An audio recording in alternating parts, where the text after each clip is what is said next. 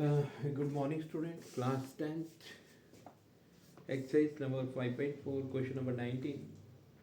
200 logs are staked in the following manner: 20 logs in the bottom row, 19 in the next row, 18 in the next to it, and so on.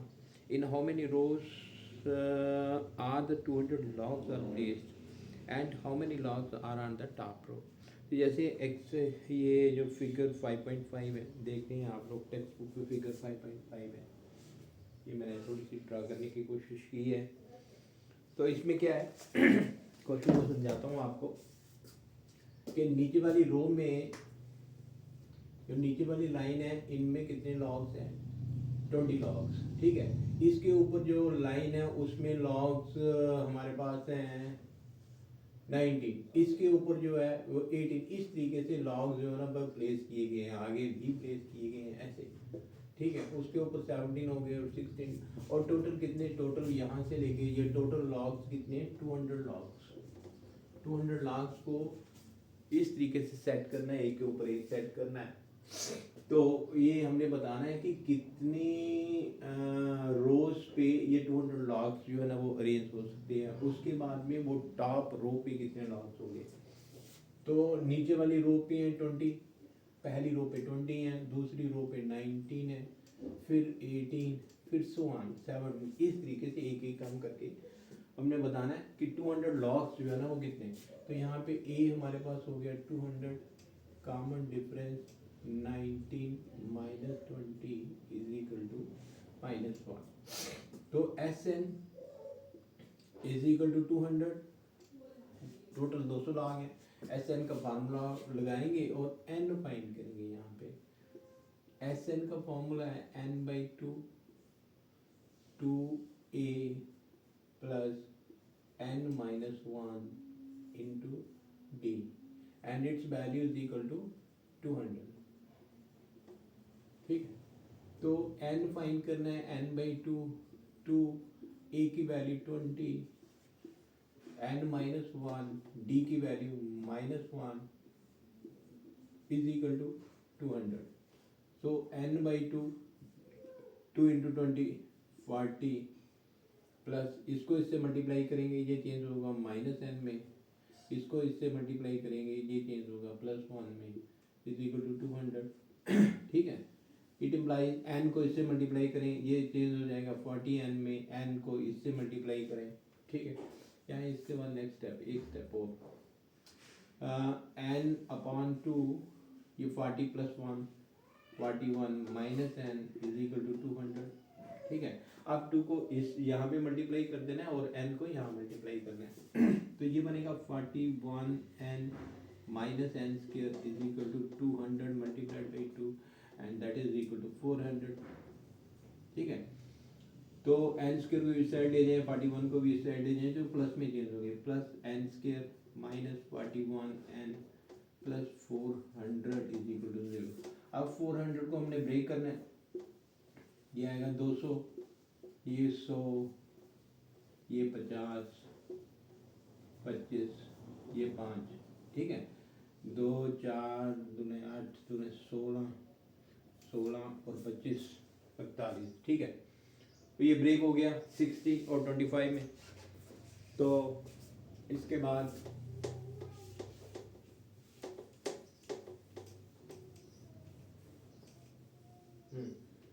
ये वाला n square minus 41n plus 400 is equal to 0। इसे break करना है, n square minus 25n minus 16n plus 400 is equal to 0। तो यहाँ से n common लेंगे, it is n minus 25, और यहाँ से 16 कॉमन लेंगे, n minus 25 is equal to 0। So n minus 25 एक फैक्टर है, ये दूसरा factor n minus 16 is equal to 0। when n minus 25 is equal to 0, we have n is equal to 25, and when n minus 16 is equal to 0 we have n is equal to 16. ठीक है, तो ये n की value आई, n की दो values आई हैं, n is equal to 16. Mean लॉग्स को हम 16 रो में अरेंज करें तो 200 लॉग्स जो है ना वो अरेंज हो सकते हैं.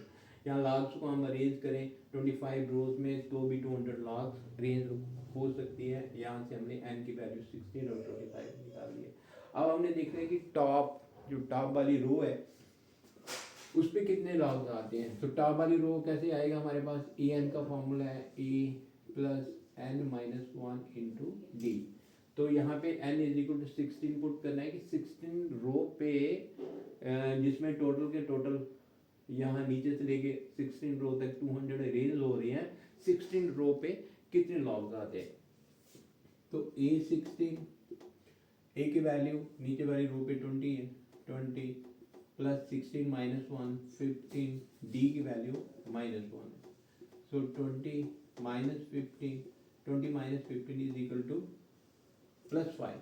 ठीक है, तो A16 हमारे पास आ गया प्लस 5. मीन 5 यहाँ पे n की एक वैल्यू 16 आई है और A15 हमारे पास आया है 5.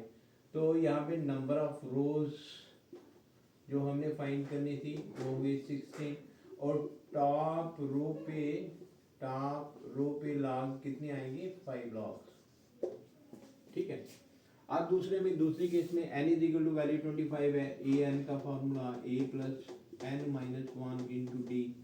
एन की वैल्यू 25 है, a की वैल्यू 20, तो 25 माइनस वन 24, डी की वैल्यू माइनस वन. ठीक है, 20 minus 24 it is equal to minus 4. तो ये 25th रो होगी उस पर -4 लॉग्स होंगे. तो लॉग्स की वैल्यू माइनस में नहीं होगी क्योंकि लॉग्स हमेशा प्लस में होंगे. तो इसलिए ये वाली वैल्यू दिस वैल्यू रिजेक्टेड, ये वैल्यू हम रिजेक्ट कर देंगे. So n can not be equal to 25.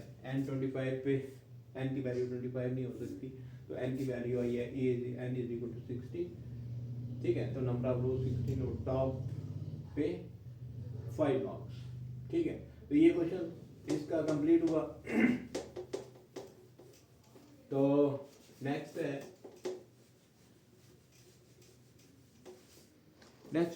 ये 20 क्वेश्चन भी साथ में कर देता हूँ.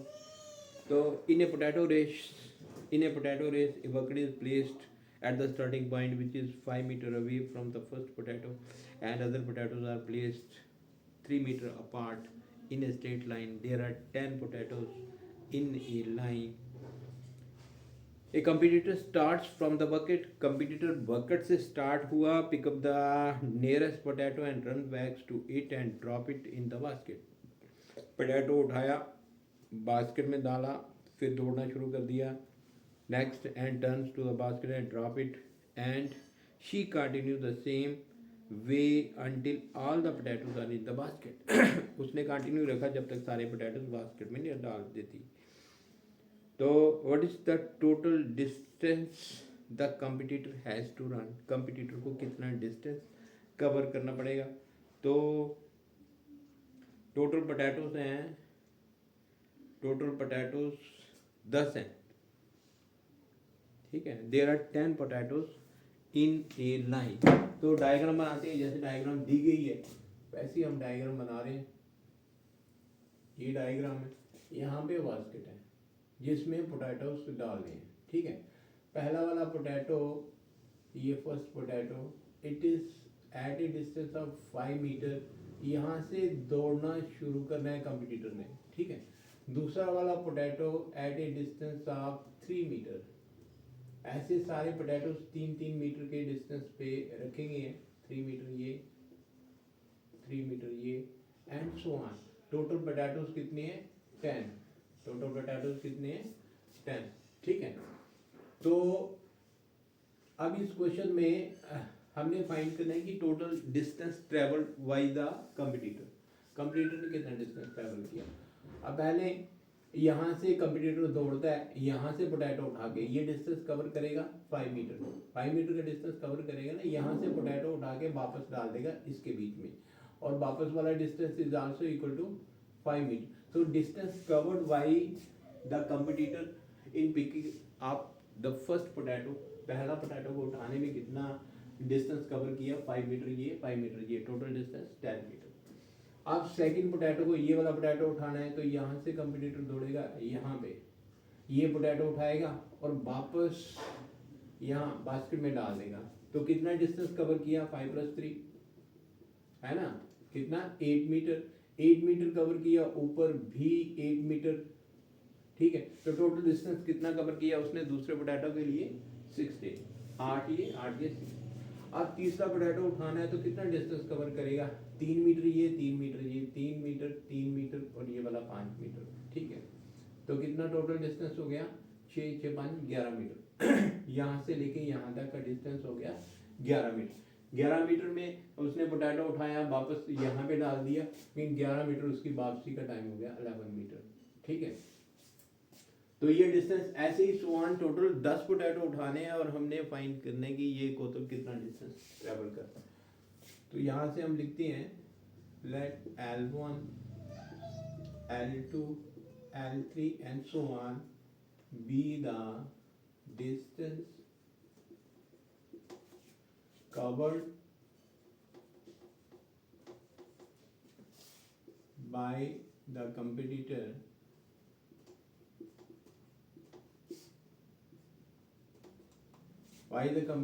to pick the potato and put back and put it in the basket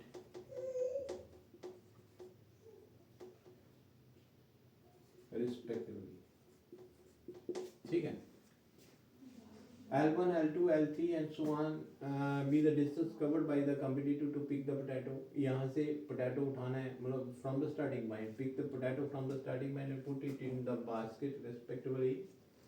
तो L1 कितना आ गया हमारे पास, L1 L2 L3 और लास्ट वाला L10 है, ठीक है। तो L1 कितना डिस्टेंस हो गया, 5 मीटर ये 5 मीटर ये, कितना टोटल डिस्टेंस 10 मीटर। दूसरे केस में कितना डिस्टेंस आया, 5 3 8 8 और 8 16। तीसरे केस में कितना मीटर डिस्टेंस आया, 11 11 2 22। ऐसे ही ये टोटल डिस्टेंस कवर्ड, ठीक है। तो हमारे पास सीक्वेंस जो आई है वो आई है 10 16 22 एंड सो ऑन, ठीक। क्या ये अर्थमेटिक प्रोग्रेशन में 16 - 10 करेंगे 6, 22 - 16 6, तो टोटल ये जो सीक्वेंस है हमारे पास आई है अर्थमेटिक प्रोग्रेशन में। तो यहाँ पे सीक्वेंस आई है 10 16 22 एंड सो ऑन, ठीक है। यहाँ पे फर्स्ट टर्म ये 10 के बराबर है, कॉमन डिफरेंस 16 - 10 = 6 है ना। तो टोटल डिस्टेंस क्या हमने चक्कर काटते हैं 10, तो S10 फाइंड करना। तो S10 की वैल्यू निकालेंगे,